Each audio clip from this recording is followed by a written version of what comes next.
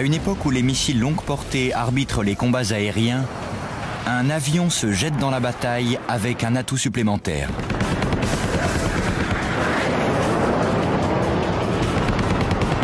Les légendaires combats rapprochés du F-8 Crusader enflamment le ciel vietnamien.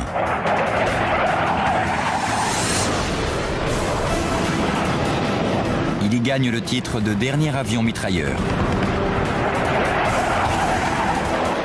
Grâce à une animation infographique de pointe, vous voici dans le cockpit tandis que l'impressionnant F-8 affronte le redoutable MiG-17. Participez au combat. Analysez les tactiques.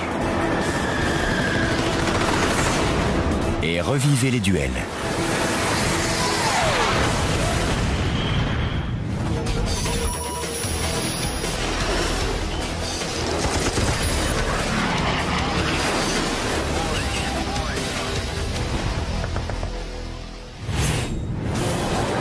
Le 19 mai 1967, 12 avions de chasse F-8 Crusader se dirigent sur Hanoï, la capitale du Nord-Vietnam communiste. Les Crusaders escortent 2 bombardiers A4, en route pour la toute première frappe aérienne au cœur même de Hanoï.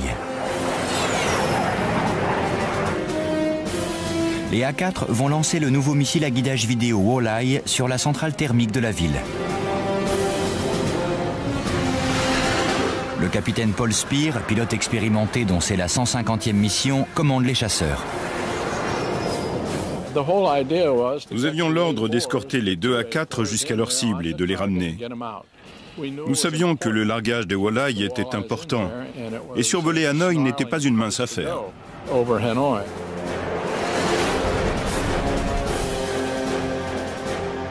Pourvus de seulement 44 MiG, les Nord-Vietnamiens ne déploient habituellement ces avions qu'avec parcimonie. Mais ce n'est pas le cas aujourd'hui. Les communistes vont jeter toutes leurs forces dans la défense de leur capitale. On se disait que si on allait jusque-là, ils seraient obligés de sortir pour se mesurer à nous. Les pilotes des Crusaders, dont le lieutenant Phil Wood, n'attendent que cela. On cherchait l'affrontement, on le réclamait. On priait en se couchant le soir de pouvoir croiser le fer avec un MiG, mais il ne se montrait pas. Tandis qu'il évolue dans l'espace aérien de Hanoï, Phil Wood repère un A6 de l'US Navy en mission de bombardement de diversion. Il fuit la zone de bombardement, un MiG-17 à ses trousses.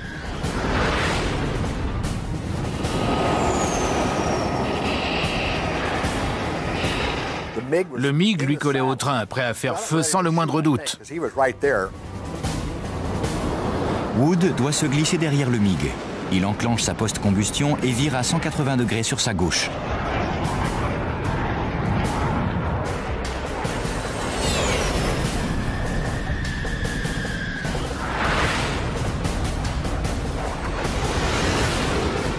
Et j'ai commis l'erreur du débutant. Il tire, mais trop tôt.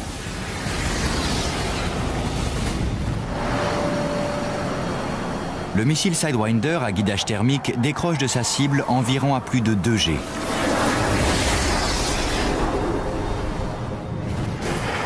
Le MiG remarque le sillage du missile et vire serré à droite. Le MiG a décroché du A6 et plongé vers le sol. Il a viré à droite et piqué plein pot. Je l'ai pourchassé en m'éloignant de Hanoï.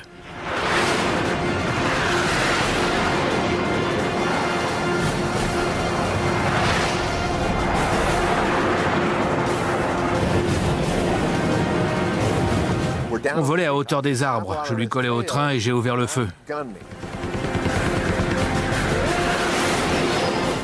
Il fallait que j'abaisse le nez de mon appareil pour pouvoir le toucher. J'étais au ras des arbres et je ne pouvais tirer qu'une courte salve, relever le nez et recommencer. Des étincelles m'indiquaient que quelques balles touchaient ses ailes. J'avais tellement envie de descendre ce gars que j'en avais oublié ma mission première. J'étais censé protéger les A4. J'ai donc décroché pour revenir vers Hanoï.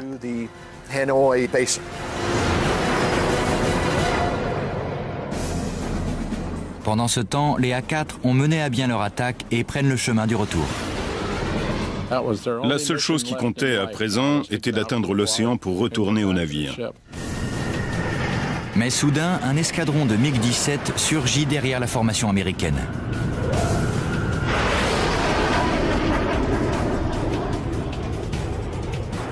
Le capitaine Paul Speer et ses hommes rompent les rangs pour engager le combat. Les F-8 et les MiG se rapprochent.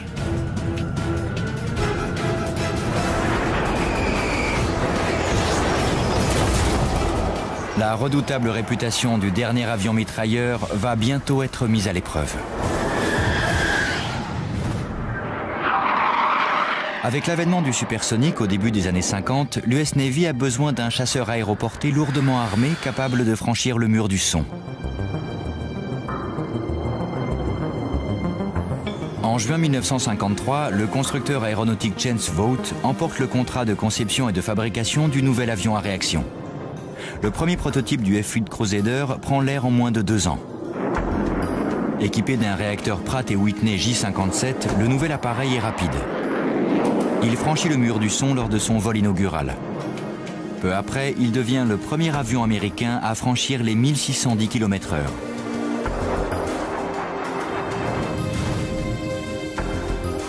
Le 16 juillet 1957, un F-8 piloté par le futur astronaute John Glenn bat le record de vitesse transcontinentale en ralliant Los Angeles à New York en 3 heures et 23 minutes.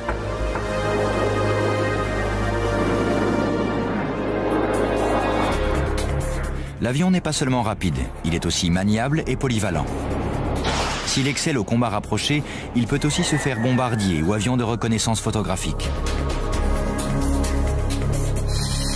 C'est même un F-8 qui a pris les clichés incriminant Cuba lors de la crise des missiles.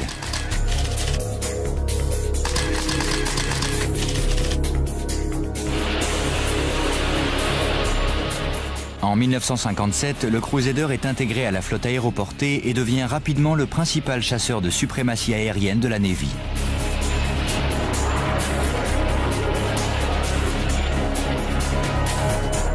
Le Crusader était un appareil mythique. C'était une arme de combat rapprochée par excellence. Les pilotes disaient que sans F-8, il n'y avait pas de chasseur. Armé pour le combat, le F-8 peut encore atteindre 1,5 fois la vitesse du son et grimper à 40 000 pieds. Le réacteur J57 est si puissant que l'avion peut s'élever à la vitesse sans précédent de 21 000 pieds par minute.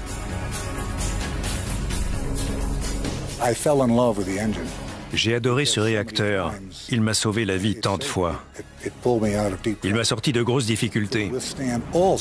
Il pouvait supporter toutes sortes de mauvais traitements et, croyez-moi, on le maltraitait bien plus qu'on ne l'aurait dû.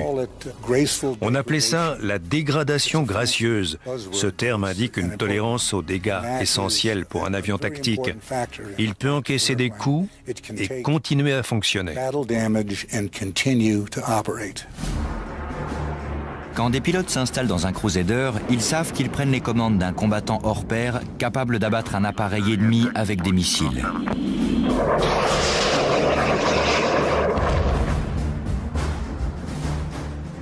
Ou avec des mitrailleuses. Ils aimaient l'appeler le dernier avion mitrailleur, car avec ses canons de 20 mm, il était le seul vrai avion de combat rapproché que possédait la Navy durant la guerre du Vietnam. L'autre avion de chasse de la Navy est le F-4 Phantom, un biplace armé uniquement de missiles.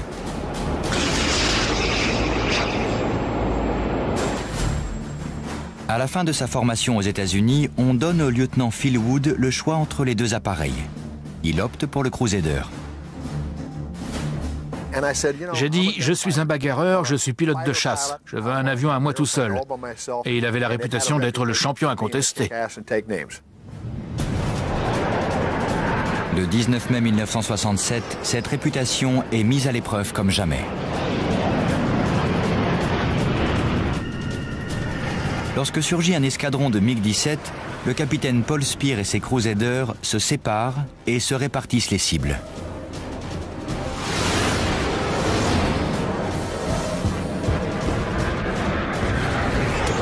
Le combat se fait vite acharné et les cieux surplombant Hanoï se remplissent du tumulte tourbillonnant des tirs anti-aériens de DCA et surtout du combat qui fait rage entre les Crusaders et les MiG.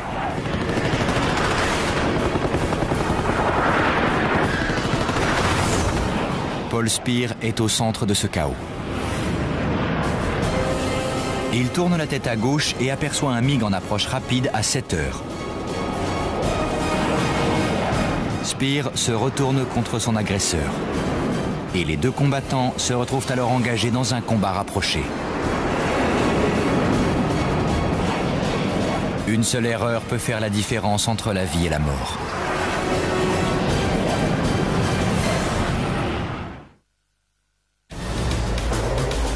« 19 mai 1967. Une escadrille de F-8 Crusader, le seul chasseur mitrailleur de la Navy, escorte des bombardiers A4 pour le premier raid aérien américain sur Hanoï.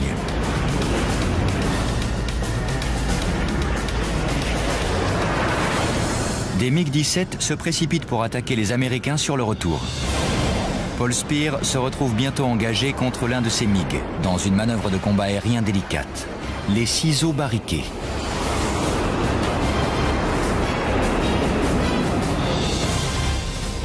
Dans un ciseau, les pilotes se croisent, verrière contre verrière, virent de bord, se croisent à nouveau, et ainsi de suite. Chacun tente de se positionner derrière la queue de l'ennemi pour un tir. À ce moment-là, on se dit qu'on va l'avoir. On va tourner et retourner le F-8 jusqu'à ce qu'on se retrouve derrière lui. La manœuvre empêche le MiG de trouver un angle de tir efficace. L'appareil vole à 1900 km/h quand ils se croisent.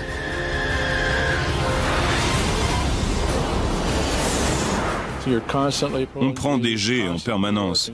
On s'active sans cesse pour virer l'avion et il faut garder à l'esprit qu'on essaie de le suivre des yeux. On doit se tordre pour le voir. On bouge constamment dans le cockpit. Tandis qu'ils perdent de l'altitude, le MiG-17 plus léger réussit des virages plus serrés que le Crusader plus lourd. Il va finir par se placer derrière Speer. Celui-ci doit rompre la manœuvre. Je me suis dit que ce type voulait ma peau autant que je voulais la sienne. Lors du revirement suivant, il cabre droit sur le ciel pour rompre le combat avec le MiG, encaissant léger à la verticale dans une manœuvre où le puissant réacteur du Crusader reprend l'avantage. Speer est maintenant au-dessus du MiG et il observe sa réaction. Le MiG vire à nouveau, s'attendant à retrouver Speer dans le ciseau. Quand il a viré, il s'attendait à me croiser, mais je n'étais plus là. Il a été surpris pendant 1 minute. Je l'ai vu se balancer un peu pour essayer de me retrouver. Il est passé en post-combustion et il a piqué vers le sol. Ce qui bien sûr m'arrangeait car en faisant cela, il s'alignait juste devant moi. Speer et son ailier piquent sur le MiG-17 et l'accrochent comme cible. J'ai tiré un missile, mais peine perdue. Avec les jets qu'encaissait l'avion, le missile a décroché immédiatement sans le prendre en chasse.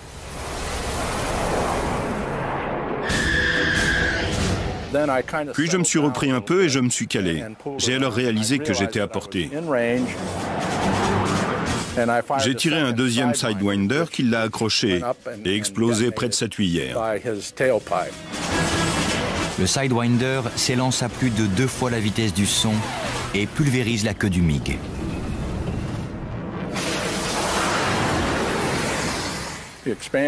L'ogive annulaire du missile l'a touché et a détruit sa queue. Il est parti en vrille pour aller s'écraser en flammes.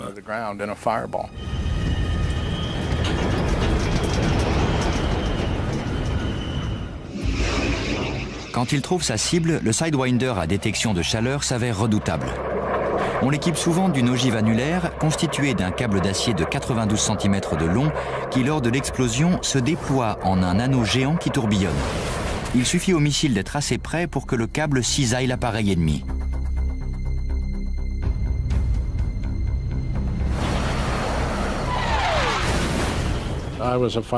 J'étais déjà pilote de chasse en Corée. J'étais pilote depuis longtemps, mais c'était la première fois que j'accomplissais ce qu'on attend d'un pilote au combat. C'est la première victoire du capitaine Paul Spear. Une extraordinaire réussite contre un adversaire méritant.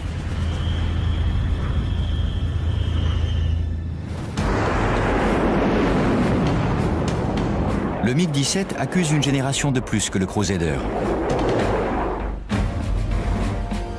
Ses ailes plus longues et sa queue plus importante lui octroient une meilleure stabilité en vitesse quasi supersonique comparée à son prédécesseur, le MiG-15.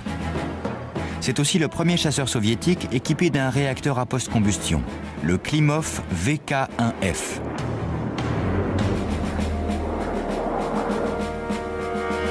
Le pilote de Crusader Paul Gilchrist a piloté un MiG-17 saisi à l'ennemi pour en analyser les caractéristiques de vol.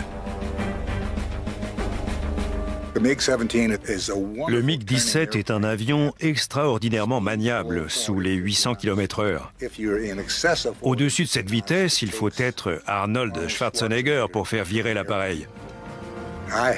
J'ai tenté de le faire virer de toutes mes forces à environ 900 km/h. Et j'ai vu le manche, qui est en acier, commencer à se tordre. Je l'ai regardé et il était légèrement courbé. J'ai donc décidé d'arrêter. Il valait mieux ne rien casser. Les pilotes de Crusader peuvent exploiter cette faiblesse majeure. À grande vitesse, le F-8 peut virer aussi serré, voire plus encore, que le MiG-17, grâce à sa cellule robuste et à sa voilure contrôlée hydrauliquement. Mais à faible vitesse, sous les 803 km/h, le MiG conserve sa suprématie. Pour tout pilote de Crusader, la clé du combat rapproché consiste à contraindre le MiG à de grandes vitesses. 19 mai 1967. Le pilote de Crusader Paul Spear vient d'abattre un MiG-17 tandis que la bataille aérienne fait rage au-dessus de Hanoï. Le lieutenant Phil Wood, qui pourchassait un MiG, revient au combat.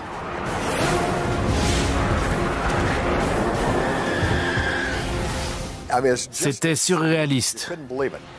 Il y avait des traînées de missiles sol-air, des explosions rouges et roses, le tir des 57 mm, celui noir et vert des calibres 37. Je voyais tomber des MiG en feu et un F-8 venait d'être abattu.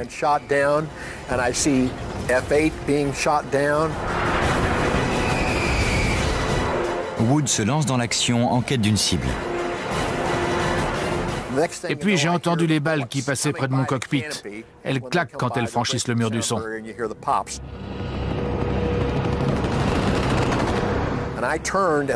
Je me suis retourné et il y avait un MiG-17 juste derrière moi. Wood vire immédiatement à gauche et il enclenche sa post-combustion pour prendre de la vitesse. Mais ce faisant, il croise l'angle de tir du MiG. 2 balles explosent directement derrière son siège, détruisant des pièces électroniques vitales. C'est là que se trouve l'avionique, le matériel de navigation et l'air conditionné. Le cockpit se transforme alors vite en fournaise. Puis il y a tous ces débris qui s'immiscent dans le réacteur via les conduits d'admission. Mon réacteur perdait donc de la puissance. Wood engage un virage à gauche très serré avec le MiG-17. La vitesse est trop élevée pour ce dernier et le pilote ennemi est contraint de relâcher son emprise. Ce qui permet à Phil Wood de se glisser derrière lui et de trouver un angle de tir. Mais son avion est soumis à tant de force centrifuge que son missile Sidewinder est incapable d'accrocher sa cible. J'étais en descente pour conserver ma puissance et je gardais mon angle de tir sur lui quand finalement, alors que j'étais à 30 ou 40 degrés de sa queue, cet idiot a viré pour prendre la fuite. Il avait résolu mon problème.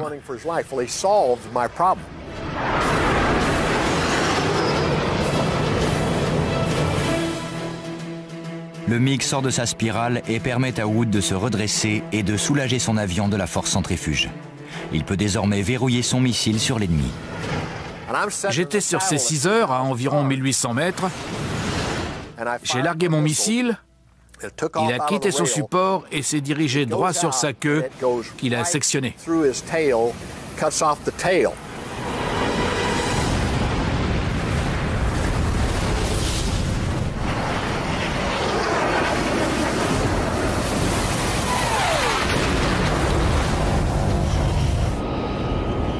Wood se porte à la hauteur du MiG touché. Je pouvais distinguer la couleur de sa peau, son insigne sur l'épaule gauche et son masque à oxygène. Puis je l'ai vu s'éjecter. Son siège a quitté l'avion, mais il est resté coincé dessus et il a piqué droit vers la mort.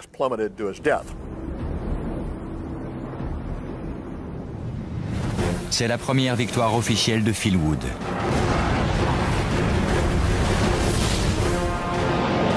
La bataille tire à sa fin. Paul Speer et le reste des Crusaders sont à court de carburant et prennent le chemin du retour.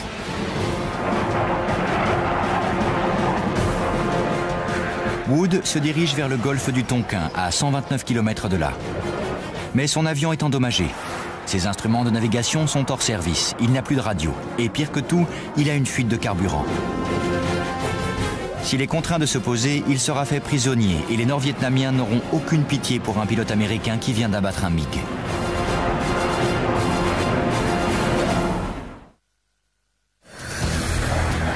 « 19 mai 1967. Le lieutenant Phil Wood dirige son Crusader endommagé vers le golfe du Tonkin. Il sait qu'il ne lui reste pas assez de carburant pour atteindre son porte-avions. Mais la chance lui sourit. Il aperçoit des Crusaders qui se dirigent vers un avion de ravitaillement. Il calque sa vitesse sur celle de l'avitailleur et guide la buse d'alimentation rétractable du Crusader sur la perche de distribution. Je me suis accouplé et j'en ai chargé une demi-tonne. Cela suffisait pour atteindre le golfe vers lequel je suis reparti aussitôt. Je me disais, j'atterris sur le premier porte-avions qui se présente, quel qu'il soit. Et effectivement, j'ai rencontré un porte-avions qui naviguait dans le vent pour réceptionner ses avions. Son commandant m'a vu arriver du mauvais côté avec un appareil qui fumait. Il savait qu'un F-8 n'émet pas de fumée. L'équipe de pont interrompt immédiatement les manœuvres en cours, autorise l'appontage d'urgence de Wood et attend anxieusement.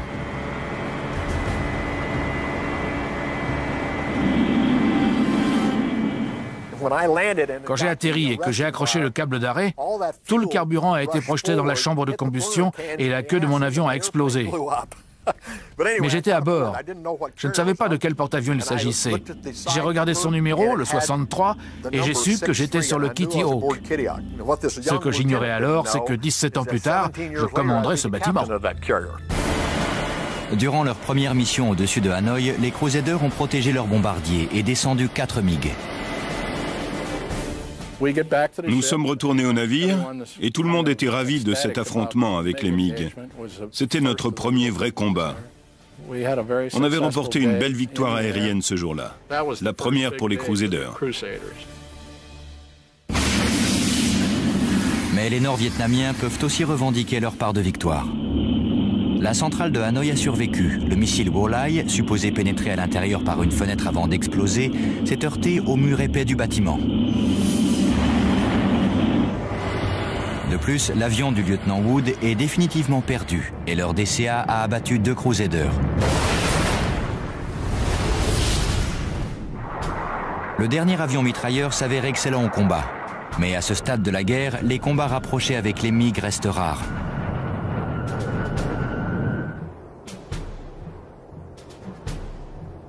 Pour les Nord-Vietnamiens, les MiG ne représentent qu'une partie d'une défense antiaérienne plus large qui intègre des missiles solaires sophistiqués de fabrication russe et des milliers de mitrailleuses mobiles antiaériennes.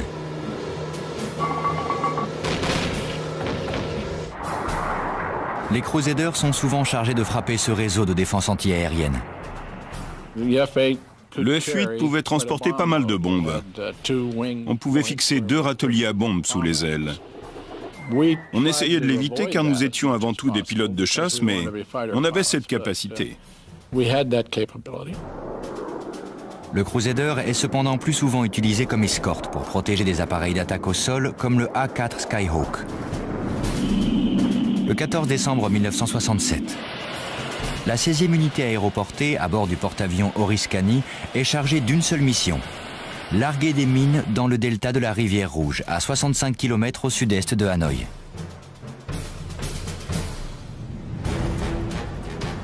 Le capitaine de corvette, Dick Schaffert, un pilote vétéran de F-8 Crusader, escorte un bombardier A-4 Skyhawk piloté par le lieutenant Chuck Nelson.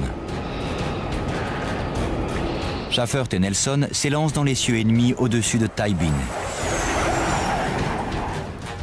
Les Nord-Vietnamiens ne tardent pas à faire décoller des chasseurs. À la radio, on a entendu 4 bandits rouges décollent de la cible, ce qui signifiait que 4 MiG volaient dans notre direction. Schaffert pense que les MiG se dirigent sur le groupe d'attaque principal, situé à 25 km de là. Mais en réalité, ils foncent droit sur lui. La radio annonçait 4 bandits rouges à 32 km, 16 km. À 5 km, j'étais aussi fébrile qu'un jeune marié. Schaffert se prépare au combat. Il passe sur le dos et se positionne au-dessus du A4, ce qui lui permet de conserver une grande vitesse relative sans doubler le bombardier, plus lent. Tandis qu'il est sur le dos, quelque chose attire l'œil de Schaffert. J'ai vu une lueur au loin, j'ai jeté un coup d'œil à Chuck et j'ai regardé à nouveau. 2 MiG volaient droit sur nous. Les 2 MiG les croisent et virent lentement à gauche pour passer derrière la queue du A4. Ils attirent peut-être Schaffert dans une embuscade. Il sait qu'il y a 2 autres MiG dans le secteur. Mais il n'a pas le choix. Il doit s'occuper de la menace immédiate. Il passe en post-combustion, pique du nez et plonge après les MiG. C'était l'amorce de tant de combats aériens que j'avais effectués à l'entraînement. C'est le début du combat. Devant lui, le MiG de tête engage un virage serré à gauche. Cette manœuvre le protège, mais son ailier, moins expérimenté, ne le suit pas et dérive dans le champ de tir de Schaffert. J'étais aligné droit sur lui au nord. Le ciel était parfaitement dégagé, le soleil était à l'ouest. Et mon AIM 9D Sidewinder, doté de son super refroidisseur, grondait du tonnerre. J'ai tiré à environ 2 km. C'était comme dans un film. Il s'est dirigé droit sous le bout de son aile droite.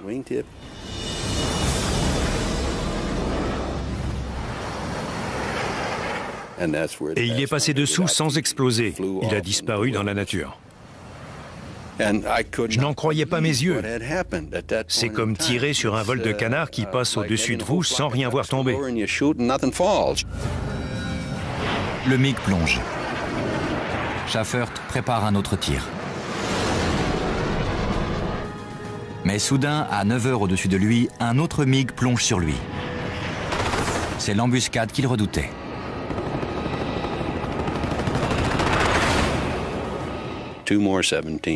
Deux autres MiG me tenaient dans leur champ de tir et piquaient sur moi en position parfaite.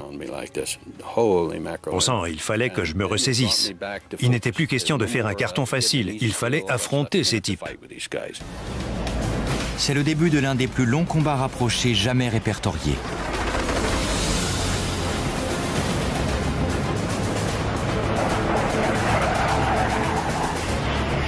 Alors qu'à cette époque, ces échauffourées durent en moyenne 45 secondes, Schaffert poursuit inlassablement 4 MiG ennemis pendant 10 interminables minutes.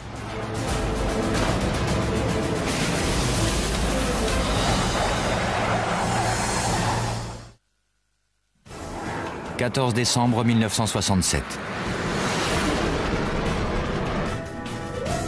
4 MiG-17 tentent une embuscade au F-8 Crusader pilotée par Richard Schaffert. Le combat rapproché de 10 minutes qui s'ensuit va pousser Schaffert aux limites de la résistance humaine. Tandis que 2 des MiG plongent, Schaffert effectue un virage à gauche extrême, à 8G, pour sortir du piège. Les MiG volent trop vite pour faire de même et le dépasser. Il y a 4 bandits et l'affaire se corse rapidement.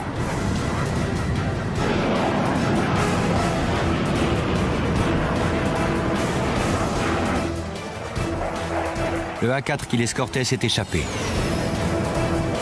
Et Schaffert se retrouve à 4 contre 1. Il doit utiliser l'atout de son avion. J'ai cabré le Crusader à 90 degrés pour exécuter ce qu'il fait le mieux, prendre de l'altitude à la verticale. Et à environ 25 000 pieds, je l'ai renversé pour voir ce qui se passait en dessous.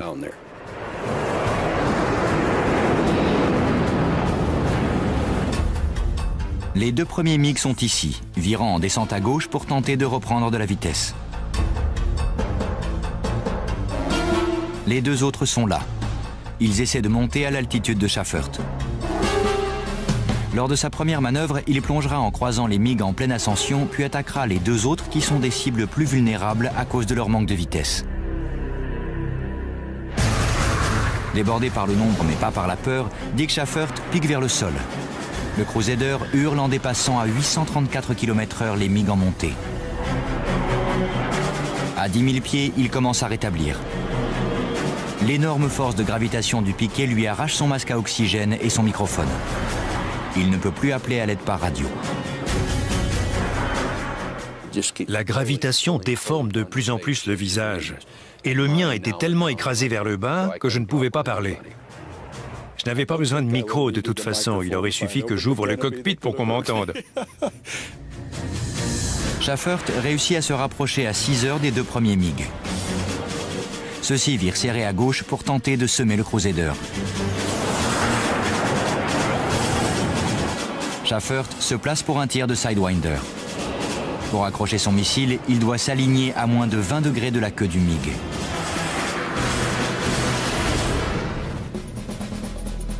Il fait un tonneau sur l'extérieur puis redescend, ce qui lui permet de se positionner pour le tir tout en conservant de la vitesse. Un signal lui indique que le Sidewinder est calé sur sa cible. Il fait feu. Mais il n'a pas le temps de voir si le missile fait mouche. Au même instant, une série de balles traçantes passe au-dessus de son cockpit. Les deux autres MiG ont amorcé leur descente. Et il plonge à nouveau sur ses 8 heures. Les rôles s'inversent.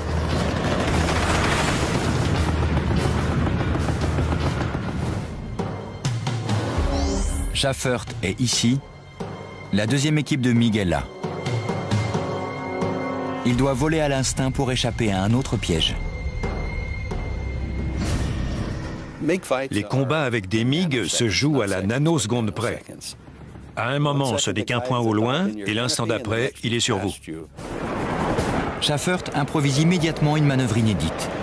Il précipite le Crusader vers le sol, puis pivote à gauche pour passer sous les MiG. Schaffert disparaît purement et simplement du champ de vision des MiG en plongeant ainsi sous eux. Schaffert résiste à l'éprouvante manœuvre. Il déjoue l'attaque et pique maintenant vers le sol. Il ramène le manche et enclenche la post-combustion. Le carburant jaillit dans la tuyère du F8 et double sa poussée. Il s'élance et dépasse les MiG.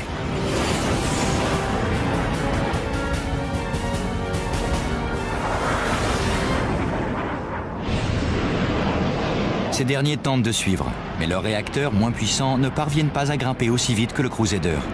Ils décrochent en contrebas. Schaffert monte jusqu'à 25 000 pieds pour une brève pause dans le combat. Il scrute à nouveau la zone. Les MiG se rétablissent et veulent toujours en découdre. Il regarde à l'ouest dans l'espoir d'y apercevoir des avions américains. Ses espoirs sont vains. Ce sont même deux autres MiG qui apparaissent à 3 heures. Des MiG-21 qui se ruent droit sur lui. Pendant un instant, j'étais à moitié pétrifié. Je me suis dit, qu'est-ce qui se passe?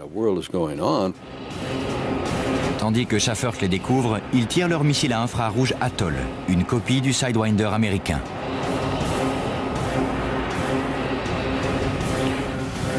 Quatre traînées de fumée filent vers le Crusader isolé. Aucun des missiles ne l'accroche. Ils croisent Schaffert sans le toucher. Et aussi vite qu'ils sont apparus, les MiG-21 disparaissent. C'est une tactique de guérilla souvent employée au Vietnam. Les MiG-21 sont denrées rares pour les Nord-Vietnamiens et ils les utilisent avec parcimonie. En 1967, leur aviation n'en compte que 16. Grâce à leur vitesse, ils foncent sur la zone, tirent tous leurs missiles dans l'espoir de faire mouche et battent en retraite pour éviter tout combat rapproché avec les Américains.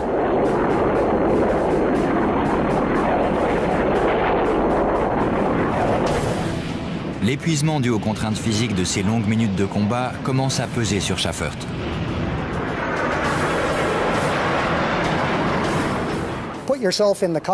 Il faut s'imaginer dans un cockpit de F-8 soumis à des forces positives et négatives, au voile gris, au voile noir, au vacarme, à la lutte contre la pression équivalent à plusieurs fois la gravité terrestre. Votre tête qui pèse 9 kg sous une force de 5G en pèse soudain 45. Mais si on ne parvient pas à tourner la tête, on meurt. C'est ce que Dick Schaffert a subi pendant 10 minutes.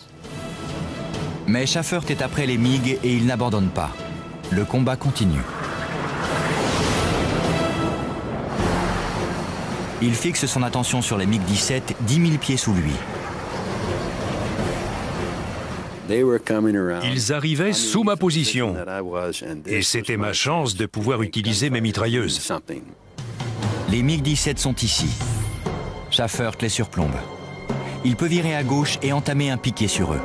Ce plongeon lui conférera une très grande vitesse qui l'empêchera de se retrouver piégé dans un combat lent, la grande force des MiG-17. Schaffert plonge sur les MiG qui virent à gauche pour le contraindre à les dépasser.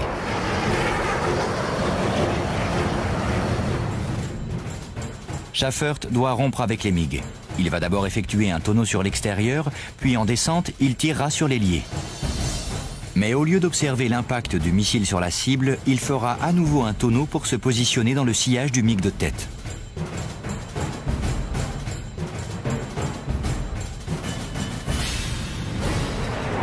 Un premier tonneau.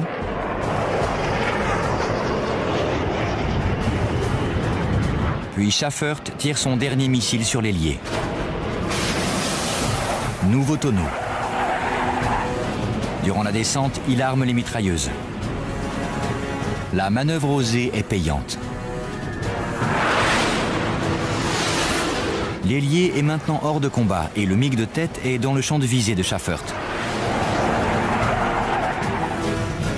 En virage déjà très serré, Schaffert poursuit le MiG. Il s'en rapproche. 2000 pieds. Il serre encore plus son virage, droit sur la cible. J'ai pressé la détente et boum boum, 7 balles de chaque canon et le lien était rompu.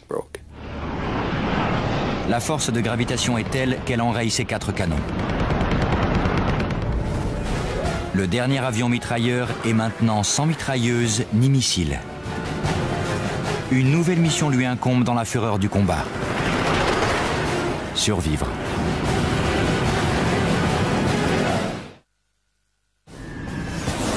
Le pilote de Crusader Richard Schaffert vient de chasser 5 MiG ennemis. Il est maintenant en plein duel avec le MiG de tête. Mais il est à court de missiles et ses mitrailleuses sont enrayées. Je me rendais compte que je ne pouvais plus descendre quiconque. Mais nous autres, pilotes de Crusader, pensons sincèrement qu'on vaut mieux que quiconque. Dans un Crusader, on est le roi. J'allais donc battre ce type, juste pour lui montrer que je le pouvais. Je n'avais aucune autre raison, juste pour lui démontrer qu'il n'était qu'un débutant. Si Schaffert ne peut pas descendre son ennemi, il peut encore lui infliger une grosse frayeur. En manœuvrant audacieusement, il va tenter de l'intimider pour l'obliger à commettre une erreur et battre en retraite. Il est maintenant sur les 6 heures du MiG en virage serré à gauche. Schaffert sort du virage. Le pilote du MiG saisit sa chance et tire au jugé, mais aucune balle ne le touche. Schaffert monte à la verticale. Le MiG de tête le suit. Le MiG et le F-8 prennent de l'altitude.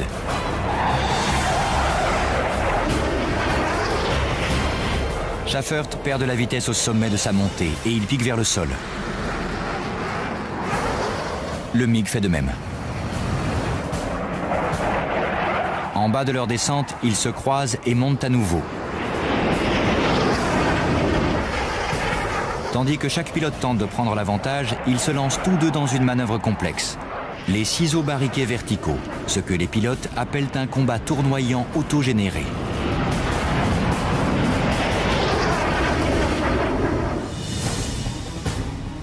Lors de cette manœuvre, chacun effectue un tonneau autour de l'autre en montée ou en plongée. En montée, ils perdent de la vitesse et le plus lent des deux se retrouve à quelques centimètres à 6 heures de son ennemi. Je crois qu'on avait la même idée. Se retourner et placer son nez derrière l'autre. On ralentit très vite en montant comme ça. Et si on parvient à glisser son nez juste derrière l'autre, on pourra le descendre très vite. Ils tournent l'un autour de l'autre, encore et encore. Les deux pilotes repoussent les limites de la résistance. Ce féroce combat dure depuis près de 10 minutes. Une éternité dans le monde du combat aérien.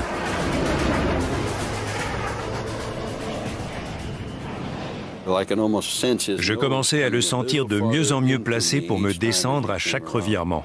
Sur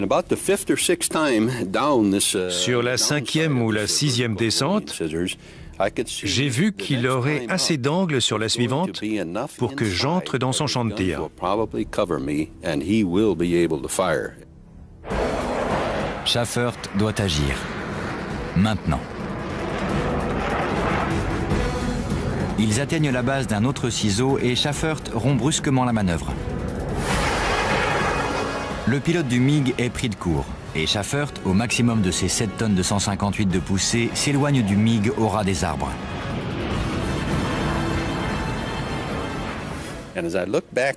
Quand j'ai regardé par-dessus mon épaule, il avait terminé son tonneau et se dirigeait vers moi, quand soudain, il a ralenti comme ça.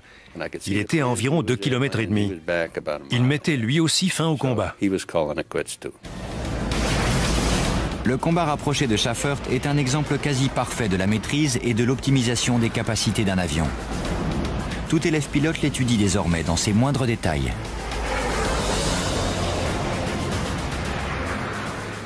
Je trouve particulièrement ironique que le combat rapproché le plus remarquable de la guerre du Vietnam ne se soit soldé par aucun avion abattu. Mais le fait qu'il ait pu rentrer au bercail et atterrir sur le Oriskany ce soir-là est déjà une grande victoire. Les Nord-Vietnamiens se sont frottés à un pilote de chasse hors pair. Ils ont dû prendre une bière et se dire « on a croisé le type le plus dingue de la Navy américaine ». Car Schaffert était un enragé. Il ne leur laissait jamais une chance, même sans armes. Il les pourchassait encore.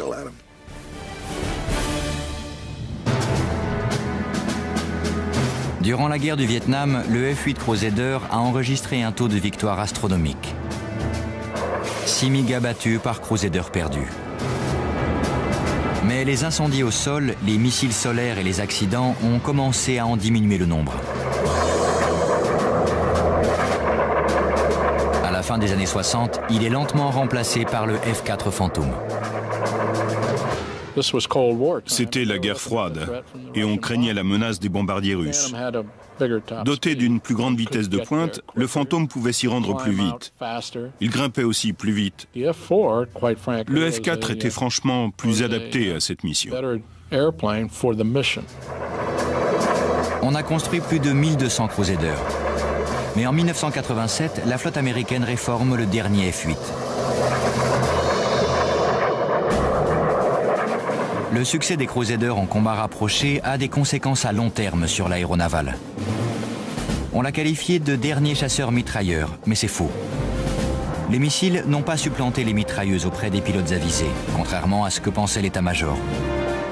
Tous les avions qui succèdent au Crusader recevront des mitrailleuses, même son rival, le F-4 Phantom. Et le combat tournoyant rapproché continue à être enseigné aux élèves pilotes.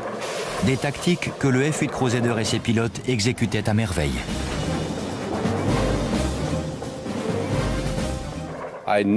Je n'ai jamais connu de pilote de Crusader ayant peur d'un autre avion. Peur des missiles, pour sûr. La peur du type avec une pétoire en or, comme l'a dit John McCain. Oui, mais pas d'un autre avion. C'est l'héritage du Crusader. Pouvoir combattre l'esprit libre, car on n'a peur de rien.